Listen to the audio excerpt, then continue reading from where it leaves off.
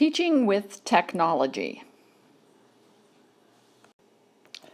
I have 3 children. They are my greatest gifts and my biggest challenges. My oldest is Addison. He's just short of 18. Slayton is my middle child, and he is 15 years old, and my daughter, Cressa, is 13.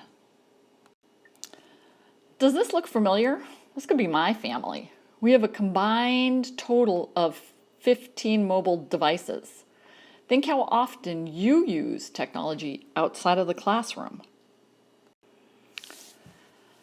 This chart represents data from a report done by Project Tomorrow. Bear in mind that this information is slightly dated. It's from 2013, and it shows that students have access to technology from a really young age, and it's just going to become more and more prevalent, and kids' access to technology is going to just continually increase as the years progress.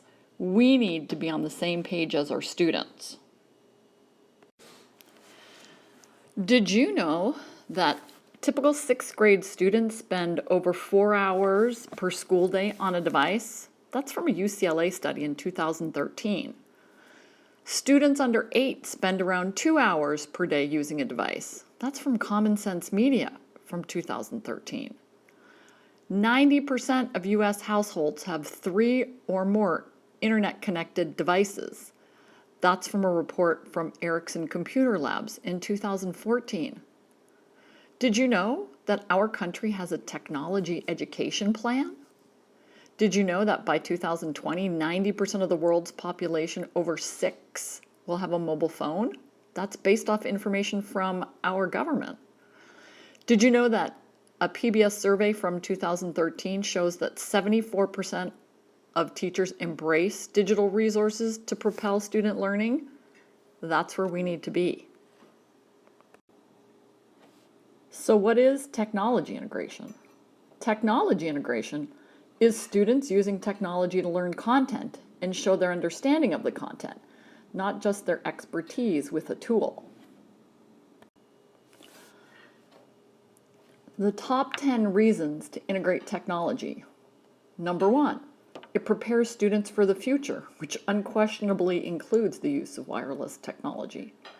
Number 2, it's a great way to reach diversity in learning styles among your students. Number 3, gives students the chance to interact with their classmates more by encouraging collaboration. Number 4, it helps teachers prepare students for the real-world environment. I mean, can you think of any job that doesn't use a computer of some kind? Number 5, it helps students stay engaged. Number 6, with technology, the classroom is a happier place. Students are excited about being able to use technology, and they're more likely to learn. Number 7, students are able to access the most up-to-date information quicker and easier than ever before. Number 8, the traditional passive learning mold is broken. With technology in the classroom, the teacher becomes the encourager, advisor, and coach. Number 9, students become more responsible. Technology helps students take more control over their own learning. They learn how to make their own decisions and actually think for themselves. And number 10, students can have access to digital textbooks that are constantly updated and often more vivid, helpful, creative, and a whole lot cheaper than those heavy old books. It's the inevitable future of education.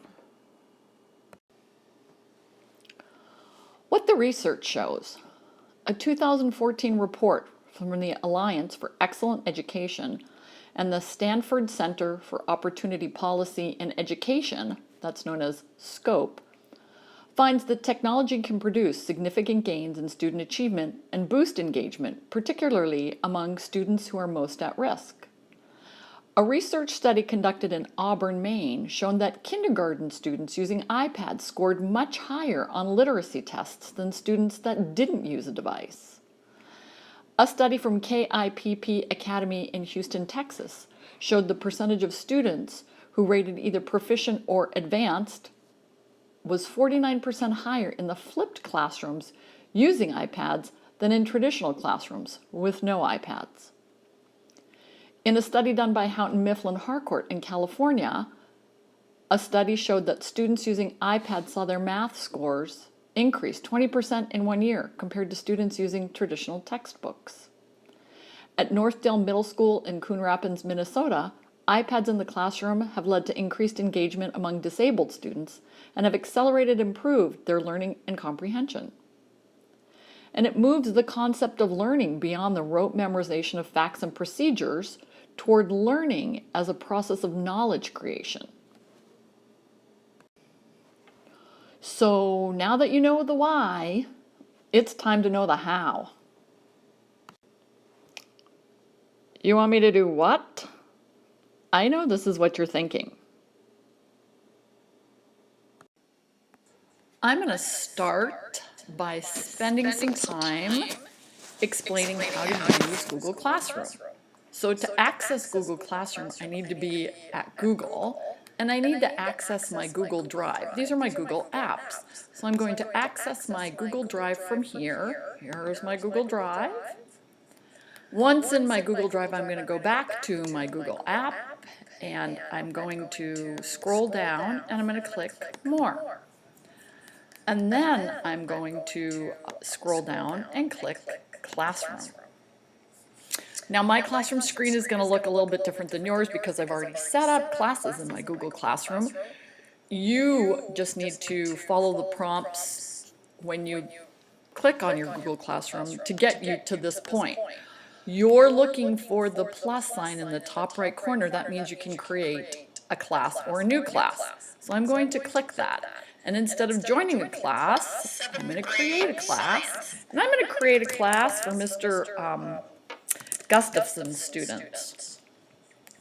If you had different sections, you could complete different sections, fill that in on those lines.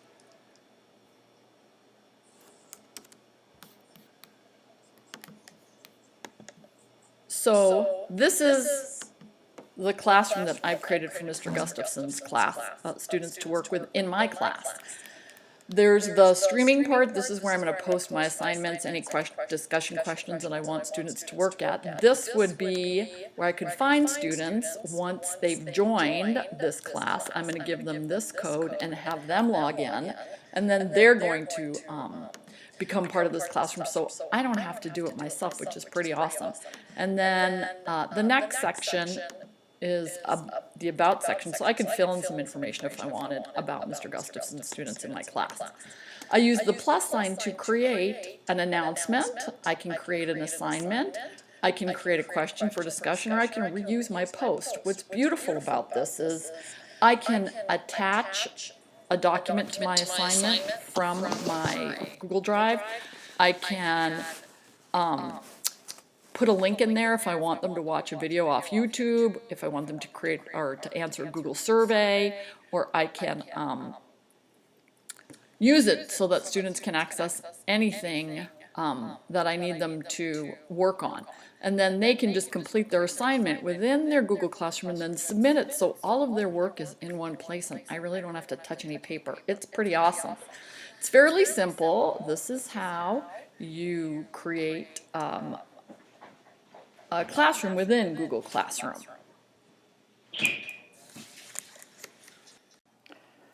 What I've experienced in using technology in the classroom is student engagement, student excitement, kids working together, helping each other, collaborating, having fun, and they don't even know they're learning.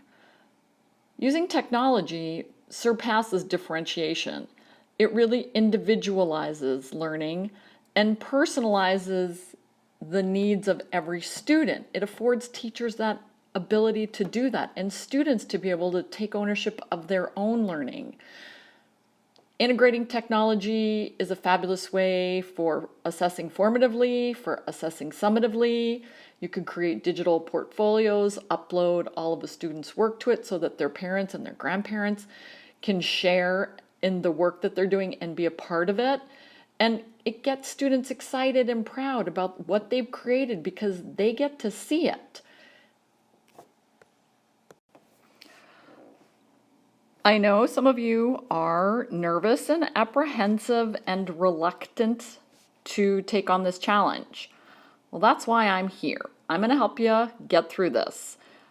What I want you to do now is start setting up your class in Google Classroom. And if you need any help, I'm here to help you. Just let me know.